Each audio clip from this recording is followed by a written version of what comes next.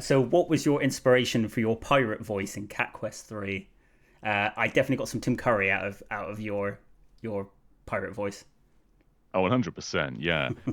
When I so the people from Kepler who publish CatQuest, they sent me a message along saying, "Can you do a pirate voice?" And I haven't tried a pirate voice in years, so I just sort of said, "Yeah." And like inside, I was going, I don't actually, I have no idea how you do one." And so my wife and I just watched the Pirates of the Caribbean trilogy, and I was like, "Barbossa's a good point there." So there's a bit of Tim Curry, a bit of Captain Barbossa. And then when I sent my audition along, they're like, "This is really good, but it's quite like mean sounding. This Oh, is right. quite a light-hearted game. Can you try like livening up a little bit?"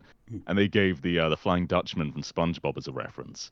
Oh, So there's a wow. bit of him in there too. So I think all the famous family-friendly pirates, they're all in there. I mean, that's basically all you can do. Or the other option is listen to someone from Bristol like me, and apparently that's pirate voice. So there you go. Yeah, I guess so. Perfect. Thank you very much for that, John. We'll carry on with a few voice acting questions. We'll kind of jump between voice acting, your games, journalism work, and just some random ones and some fan ones as we go. Great. Well, sticking with voice acting, we actually met a few years ago at the Sonic Symphony Orchestra in 23. I managed to introduce you. I say introduce you. I took you to where he was to meet Jean Sano to get your Sonic albums signed. So that was a good time meeting him. But in terms of your voice acting, basically, I was very shocked to hear that your voice is exactly the same in person as it is in videos. I've watched you pretty much since you started with Game Explain originally, and I always thought there must be even slightly some bass added to your voice. Nope, it's exactly the same. Just how it is. It's Yeah. crazy. So my question is, did you have any professional voiceover training before you started, or were you just born this way? And this is also kind of joint up with the fan question. Take it to the max on Blue Sky. Did people just hear that sexy voice and go, "Get that man in my game"? The origins of my voice, I think I turned 11 and things just changed. Like a switch flipped, and all of a sudden I went from squeaky voice to very, very deep voice. Now, But are you? I get a lot of comments saying like, surely, like, use your real voice. This guy's just putting it on. I wish I could. I wish I could just sound like a normal person. But no, this is what I'm stuck with. I have the range. I can I can sound a higher pitch if I try to, but it's a strain to put that on. Whereas this is just where it Natural. naturally rests. Yeah. Now, Um. are you Sorry, go ahead. joking at 11, or did you actually get this deep that quickly? I'd say it was around 11. Like I Wow. think it slowly, matured a little bit. But yeah, I turned 11. It was around this sort of pitch. Like, if you look at my really early stuff, we'll get into this a bit later too. But I think some of my really early stuff is out there somewhere on the internet, and you're probably going to find stuff that sounds pretty much like this from a very early age. In terms of voice, getting myself in voice acting, I always had lots of comments on YouTube saying like, "Hey, why aren't you doing voice acting? You've clearly got a voice for it." And I never really took it seriously. And I guess we'll to get into this more with a future question, but yeah, it took me many years to get any courage to try voice acting. And eventually, you do get approached by people being like, I'd love you to be in my thing." So I guess to their question of people are like, "Let's get this guy's voice in my game." That's kind of how it works. Yeah, they just sort of reach out and they're like, "Yeah, please be in my project." Was Cat Quest 3 the first to reach out to you? It wasn't the first. It was the second. It was the second. It was the first one to release, though. The very first to Ah, release. I see. Yeah, the fun of cancelled games. I know of many. Hmm.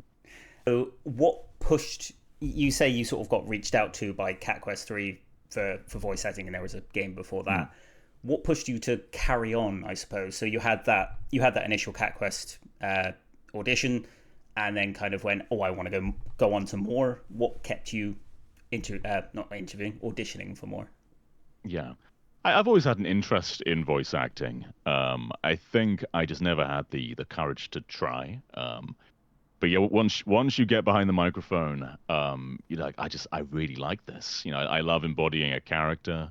I love just being a part of these projects that are bigger than me.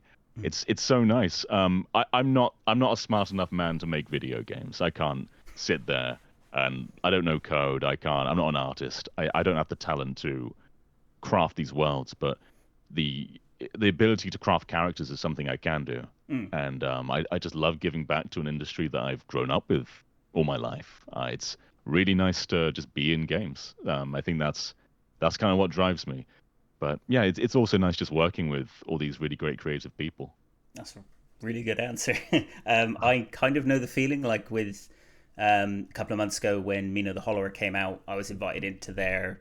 I got invited to review it and joined their Discord server and everything, and just chatting with all the developers and hearing their stories was really it made you feel part of that community. And it was Yeah. something kind of has driven me to reach out for interviews with people like yourself as well. So I'm very appreciative to Yacht Club Games. They kind of gave me the drive to go a bit more with YouTube. So That's amazing. Yeah.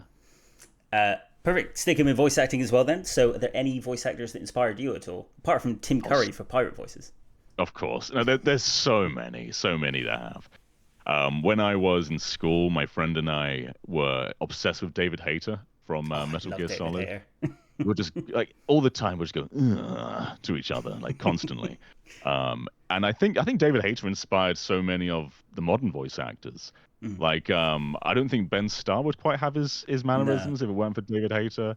I don't think Doug Cockle, who does Geralt and the Witch, I don't think he would have the same mannerisms if it weren't for David Hayter. He kind of redefined the whole landscape. But no, there's so many. Adam Howden in Xenoblade. When I first heard that scream, I was like, this is like I've never heard a man scream like this so consistently and so full of passion before. My friend Sky Bennett does Pyro and Mithra in Xenoblade 2. Oh well. Of And I course, think they're all British nationals, aren't they? Yeah, that's exactly, a yeah. lot of Welsh people in there as well. I know, isn't there? And yeah, that entire cast is amazing. Mm. It's more common now. Like, you're seeing a lot of Japanese RPGs dubbed in British now, but back with Xenoblade 1 and 2, it was really uncommon. And 2 having all those regional accents was awesome. But yeah, getting close to Sky and sort of seeing how she is in the industry, that was a big kicker for me wanting to do it too. But yeah, there's so many out there. Patricia Somerset is Zelda. Mm. I love her. There's almost too many to name. Jackass, he's become a close friend. He's done lots of really cool things like Black Myth Wukong. Yeah, there's too many to name. Nice. Lots. And all, Uh, all of the Baldur's Gate 3 casts, they're all oh amazing. yeah, the Baldur's Gate 3 cast is pretty insane, to be honest. Yeah, I the can next level. I can picture you in Xenoblade Chronicles, whatever the next one's going to be called. I, I'll do it. I'll take any role they have. If they want me to be a Nopon, I'll be a Nopon. It doesn't I matter. I'll I be would anything. love to hear just your normal voice as a Nopon. I feel like that would just be Oh yeah. hilarious. Just Oh completely yeah. subvert expectations for how they sound.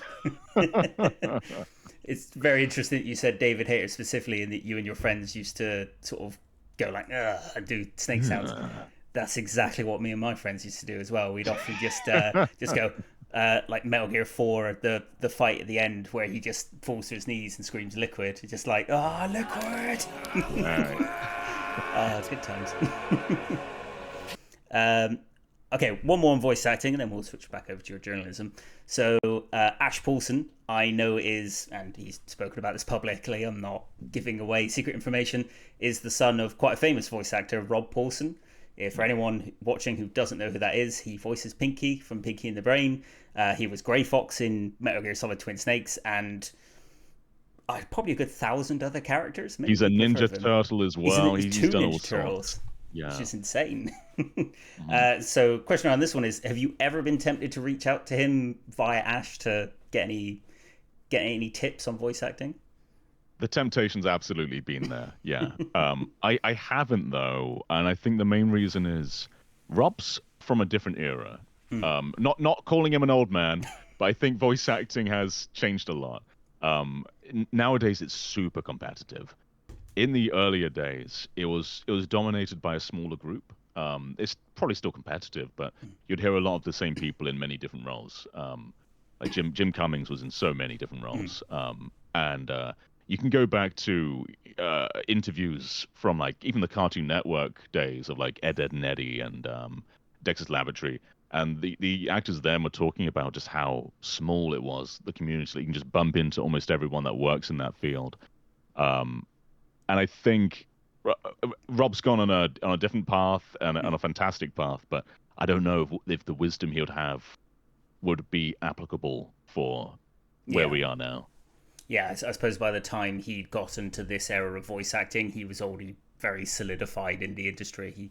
Whoever wants Rob Paulson knows they want Rob Paulson. So it's a very, very talented man, and I think there's a lot to learn from his skills. But yeah, it's a different time. Have you ever tried to imitate him? Tried to do a Pinky voice? I know I haven't, and maybe the first time I try will be to his face. We'll see. I'm sure he'll appreciate that.